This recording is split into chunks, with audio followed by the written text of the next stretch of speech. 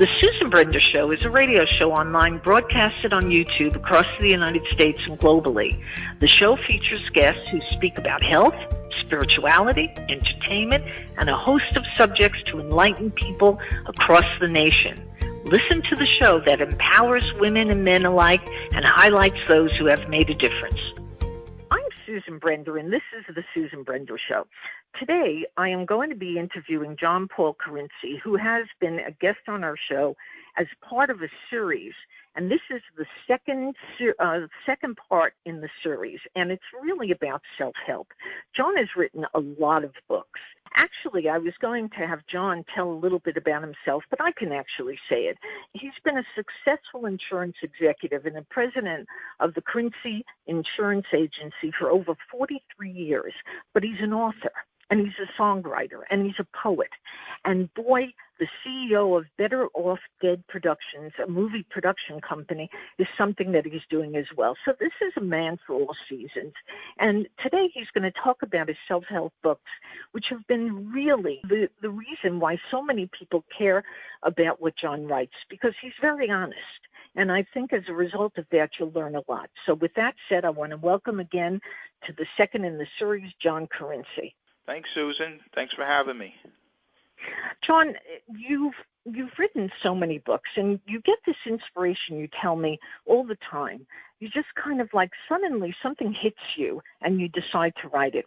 What inspired you basically to write self-help books? Well, we did discuss this once in the past, but many years ago at age 21, I heard a motivational speaker named Bob Richards, who was an Olympic champion, 3 separate medals, and he did a seminar for all the life insurance agents. I was brand new at the time, and he was so powerful that when the seminar was over, he suggested purchase a book called Success Through a Positive Mental Attitude, and I did, and that was the beginning of my new life. Where I just started acting totally different than all the other agents.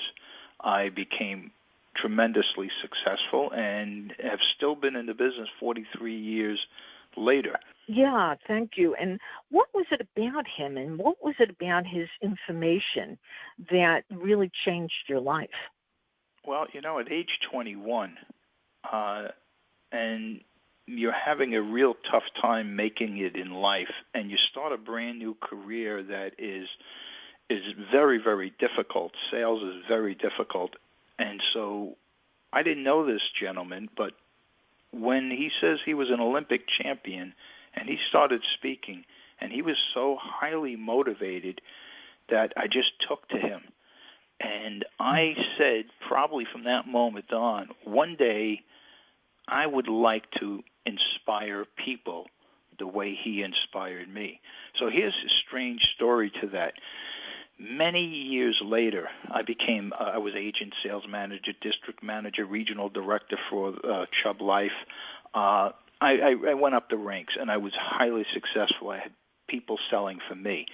So what I would do is I would give away the book that he suggested, Success Through a Positive Mental Attitude. And one day I decided to do some research on the fella and what kind of medals he won in the Olympics. And I would write a little story about him and how he inspired me, and I would include that as a gift to people at Christmas. And wonderful. As an afterthought, I found that he was still alive, which I was amazed because it was many years later. And as an afterthought, I sent him the story. And one day, I get a call from Bob Richards' wife, and she says, John Carinci, I just want you to know that Bob Richards said that your letter was the best letter he's ever received. He was so pleased to receive that and so pleased that you're very successful. We're just wondering if you would be available to accompany us for the 50th anniversary of the Olympics that he won, and go to the Waldorf Astoria with him. And I says, what? She says, it's a black tie event. Bob Richards will be speaking. I says, are you kidding? I'll definitely be there. I sat at this man's table. It must have been 20, 25 years later at this man's table. And I told him, Bob, I'm writing a book, and it didn't have a name at that point. And I sent him a copy of the manuscript, and he said, my suggestion, John, is that you name it The Power of Being Different. And that was my first self-help book. And my goal, Susan, always was to touch one person, change one person. And that enthusiasm has stayed with me since age 21. Did you receive any feedback from people indicating how they felt about the self-help book? I now have 3 self-help books, and yes, they get back to me and they tell me, John, because of your book, I was able to write my own fiction book that I always wanted to write, but I never really had enough enthusiasm to write it, and I was able to complete it because of your book. And it really makes you feel great. Oh, I'm sure it makes you feel great. Which brings up the point. We have people out there like Tony Robbins, and I imagine that Tony Robbins is probably the first person on the list of self-helpers, if you will. And as a result of listening to what people have told me, he has really had an impact on people in ways that are just incredible. And I'm just wondering, have you ever listened to his stuff? And what is it about a Tony Robbins that allows him to be, and allow is probably not the right word, but makes him so successful? What do you believe? I mean, define success for me to explain, how people should kind of react to a self-help book. Well, let's put it this way. I always say that whether it's a self-help book or it's a self-help speaker, motivational speaker, the self-help book becomes your new best friend. When you're reading a self-help book such as The Power of Being Different or Awesome Success Principles and Quotations, which is another one of my books, you basically have like a new friend. You're not alone. This book will help you. It understands what you're going through. There's all kinds of negativity out there. It has been proven that 80% of all talk and activities around us on a daily basis, 80% is negative. So how does one combat that? And I'm going back to when I was age 21 and I read that, I devoured that book that he told me to read. And I acted as if that little tiny company I was working for was my own company. I acted like I was the president of the company, and I put blinders on. When you have a racehorse that is distracted by other horses, they put blinders on the racehorse so that it can focus straight ahead. And that's what I did. And that's what I tell people to do. And when you start reading self-help books, you learn to develop blinders. And you still hear the negativity all around you. But guess what? It doesn't penetrate. It just bounces off you. And then in my books, I've studied all the great inventors. Edison. When Edison was born in 1847. In school, Thomas Edison was classified as confused and not teachable by his teachers.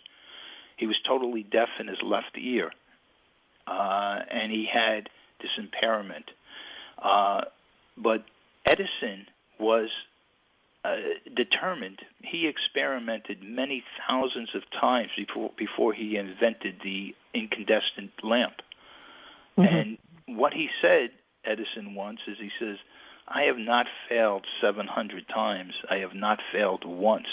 I have succeeded in proving that those 700 ways will not work. And when I've eliminated the ways that will not work, I will find a way that will.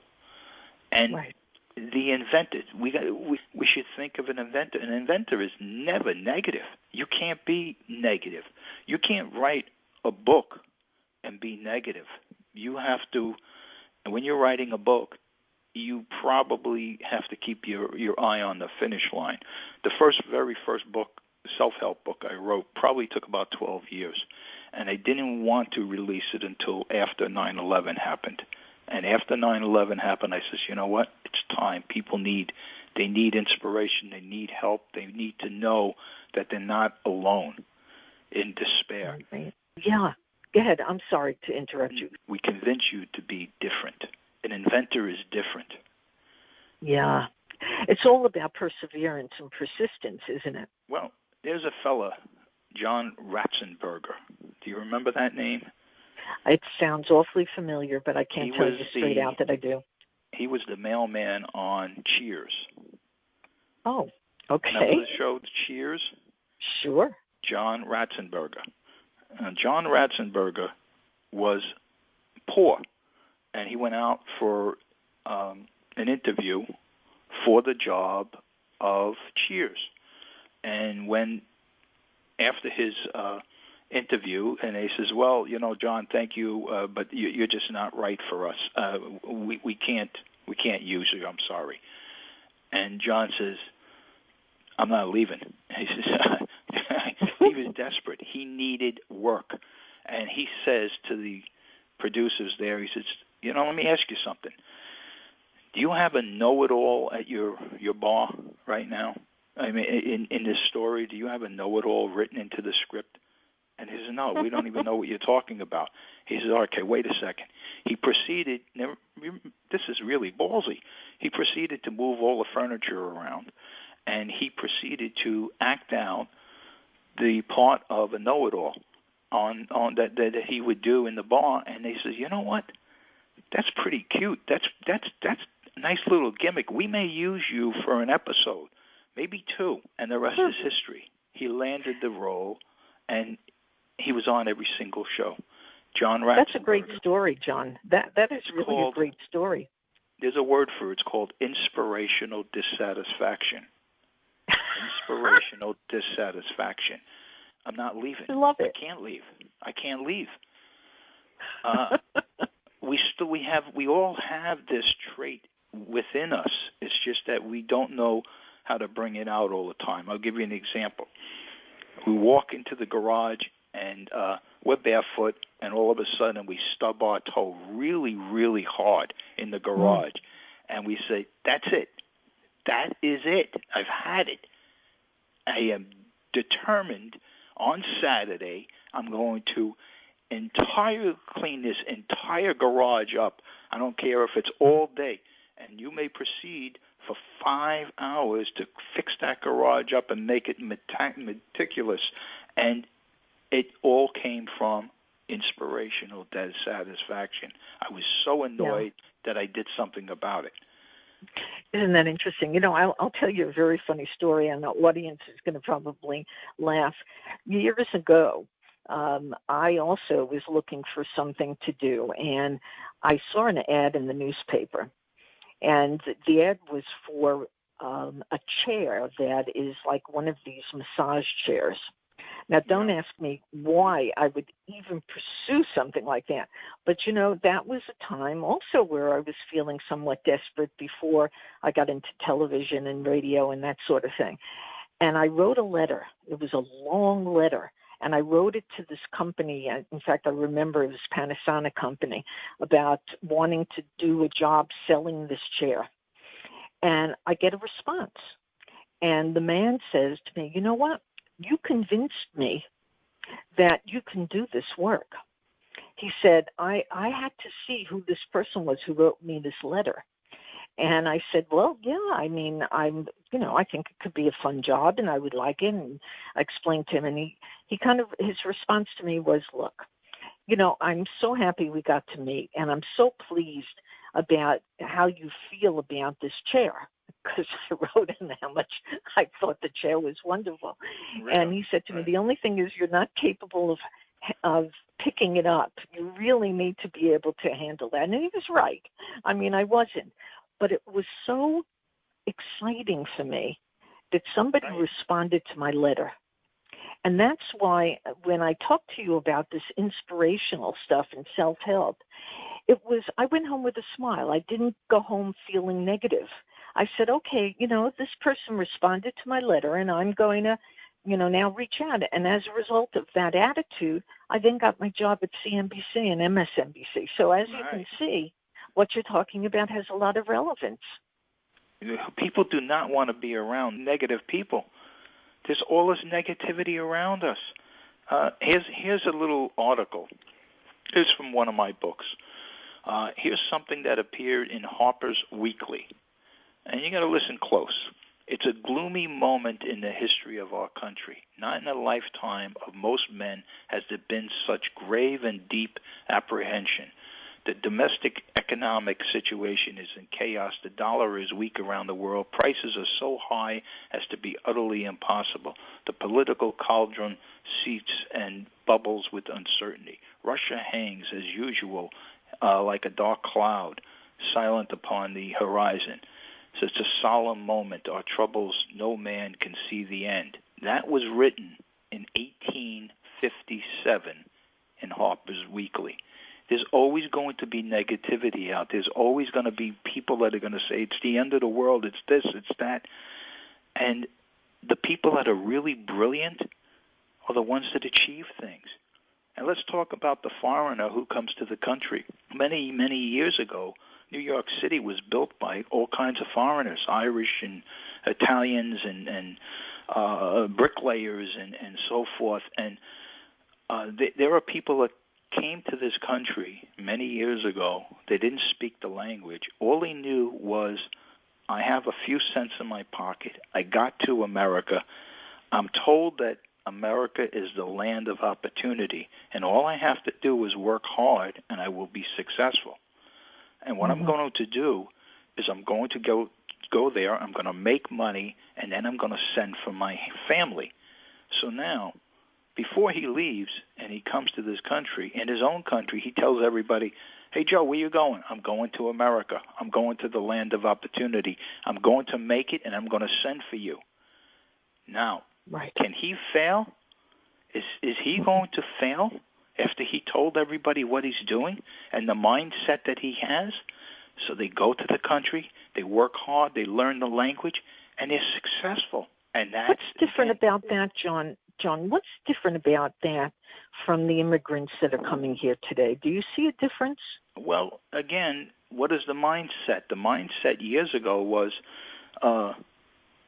Angelo told me he went to America 10 years ago, and he's very successful. He sent for his family. The mindset was, you got to go, you work hard, you send for your family, and America is the land of gold. What people are being programmed with today is, you go, you show up, you say, I have no money. Somebody gives you food stamps. Somebody gives you welfare. Somebody gives you this, and somebody, you can walk into a hospital and just get free care if you have no money. And so there's a different mindset. So we've made some people actually lazy with that mindset. I was curious how you were going to respond to that, and certainly I think this is the difference. You're talking about a vast difference between our grandparents' generation and the generations that are coming here today from all over the world. Needless to say, some of them do want to work and will be willing to take very minor kinds of jobs. On the other hand, what you just said about welfare and all of that does contribute to the fact that people are just expecting stuff, and they're not really giving much to our country. They're taking rather than receiving. So let's end the show on something that you feel you want to leave our audience with, which is inspirational, because people have a tendency to listen to what's at the end. And I know that John Carinci has something on his mind that is going to be very valuable to our audience, and I'd like them to hear it, John. Well, we love to feel sorry for ourselves, some of us, and we may not have a lot of money, and we look at other people that have a lot more money and a lot better cars and Mercedes and whatever, and a bigger house, and we look on TV and we see all of these people that are so happy. I watched Richard Pryor special last night, and it was very, very sad that the more money he had, the worse off he was with the drugs and whatever, and ultimately it didn't kill him right away, but ultimately because of the drugs it did kill him.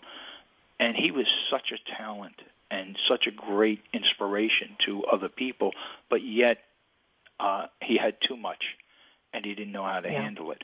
So my message in my self-help books and in all my fiction novels, which they can get at johnpaulbooks.com and Amazon, is you are the greatest living miracle in the world. And people say, oh, no. You are the greatest living miracle in the world.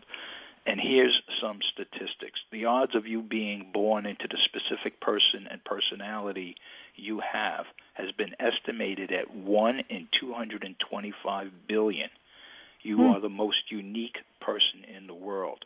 By the age of 70, the human heart will have beaten 2.5 billion times. Think about that for a moment. Your human heart will have beaten 2.5 billion times without you doing anything. Your heart pumps over 57,000 gallons of blood every month.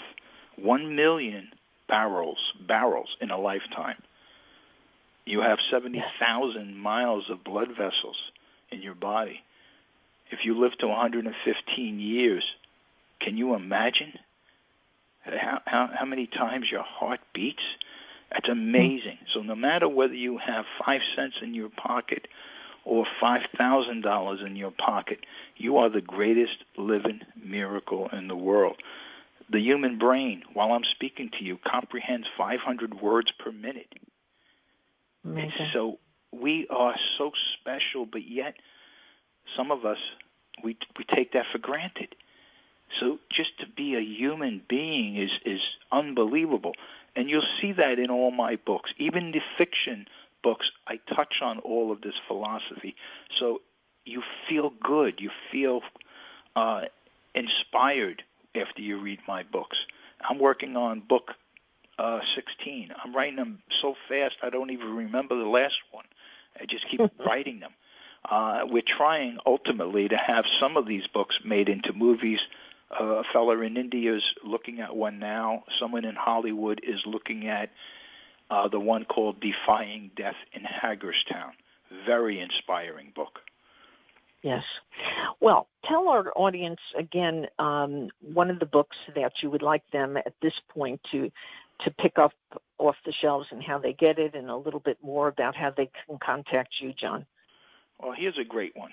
It's a fairly new one. There's an angel inside of me. Now, just picture this. You got a 58-year-old millionaire, multi-millionaire, named Ryan Simmons, 58 years old, dies in a car accident. Very bold, not a great person in life, and he's told in the hereafter that he will not make it into heaven, but rather he's going to be in limbo for eternity. He begs and begs and begs to be given a second chance to return to earth. So all the money in the world didn't really help him, did it? Now he's at the mercy of the hereafter. So his money means nothing. So he's powerless, but for some reason he's given a second chance by God to continue his life on earth only for a very, very, very short time, and he's given a unique task.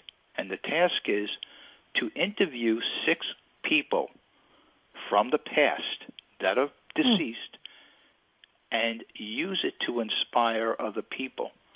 And think about that for a moment. If you could speak to only 6 people that ever lived, ever, to find out what made them tick, only to use to help other people that need help, who would those 6 people be? Well, in this book, we go back and we speak to 6 very influential people. Some are not good, and some are good.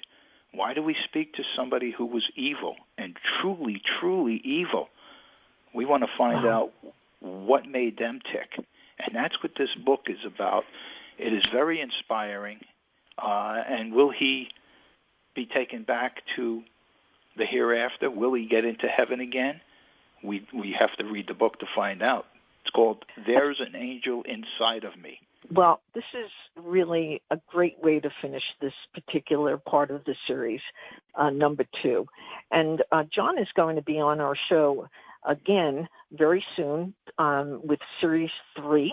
And again, he's, as a result of all of the work that he's doing, writing books and trying to get movies off the ground and that sort of thing, you're going to learn a lot. So I want to say thank you very much, John Carinci, for being on the Susan Brender Show, and I look forward to the third in our series very, very soon. Thanks for having me, and thanks for helping so many people yourself. Thank you, John.